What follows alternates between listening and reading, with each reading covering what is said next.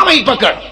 اور حافظ ابن ابی دنیا روایت کرتے ہیں 46 کتابوں کا مجموعہ لکھنے والا شخص جب اس کسی کے سامنے یہ حدیث پیش کی گئی کہ جب تم میں سے کوئی نیند سے بیدار ہو تو ہاتھ دھو لیا کرے کیونکہ وہ نہیں جانتا فَإِنَّهُ لَا يَدْرِي أَيْنَ بَاتَتْ يَدُهُ کچھ پتہ نہیں اس کے ہاتھ نے رات کہاں گزاری ہے.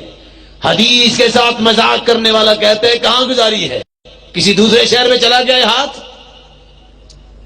یہ بات کہنے کی دیر ہے, سو جاتا ہے. اور میں اس قصے کو کیا بیان کروں. حافظ ابن ابی دنیا لکھتے ہیں کیا ہوا, بیدار ہوا رو رہا ہے. کیوں رو رہا ہے؟ دیکھا جس ہاتھ کی بات کر رہا تھا سویا ہوا تھا, جب اٹھا تو وہ ہاتھ اس کی پشت کے اندر تھا. اللہ کے رسول کی بات کو جھٹلانے والا دنیا میں پھنس جاتا ہے.